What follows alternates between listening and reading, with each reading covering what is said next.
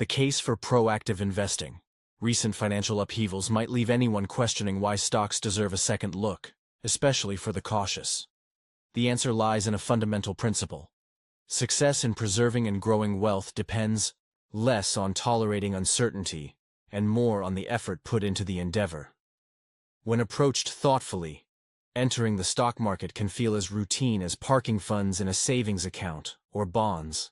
Chapter 9 will later reveal how a market tracking fund can be as simple to manage as a daily ritual. The market collapse that began in 2000 served as a harsh reminder of risk, akin to a Mediterranean proverb. Burned by hot soup, even a cool dish sparks hesitation. That crash scorched many, turning stocks into a symbol of danger. Yet, in its wake, the market shed much of its overheated peril, transforming from a roaring blaze into a more navigable terrain. Logic suggests that past losses shouldn't dictate today's decisions. If stocks are priced to offer future growth, they merit consideration, regardless of yesterday's wounds.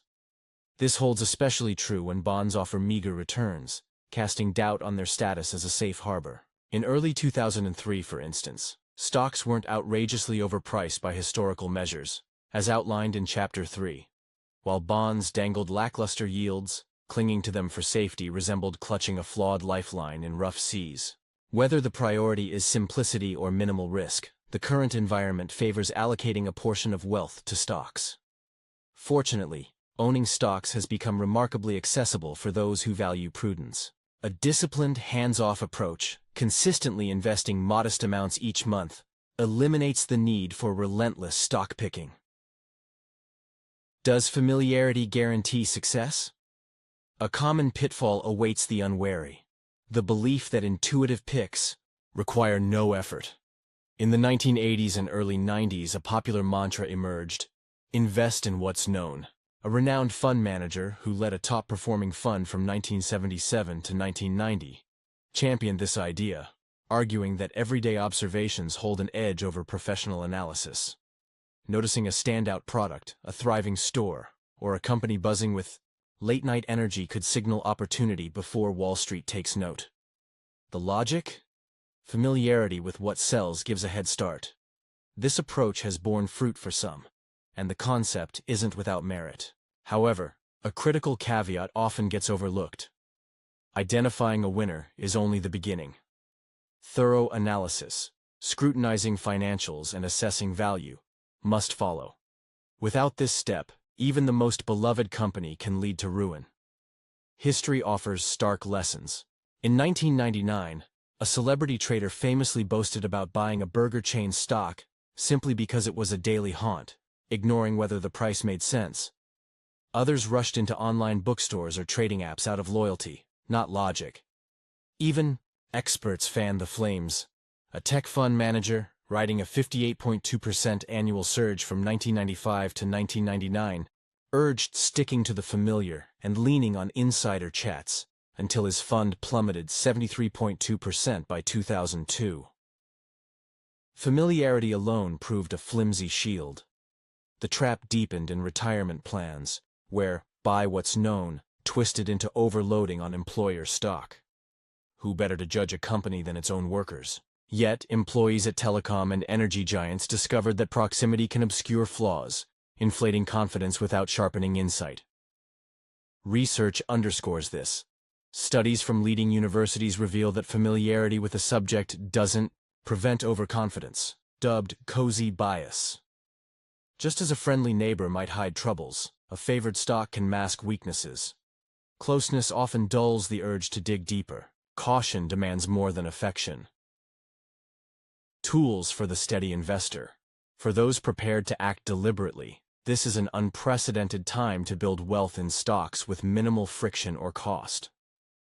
Self-directed options. Online platforms make it effortless to invest small sums automatically. With as little as $5, fractions of countless companies can be acquired, dividends reinvested, and funds drawn directly from income. Some platforms encourage holding steady with higher sell fees, nudging discipline. No hefty minimums block the path, ideal for beginners. Yes, a $5 fee on a $50 purchase takes a bite, but for modest starters, it's a fair trade for diversification. Direct stock purchase plans from companies, enabled by relaxed regulations since 1994, offer another route. Annual fees might hover around $20, a steal compared to traditional brokers. Small, frequent buys can complicate taxes over time, so meticulous records are essential.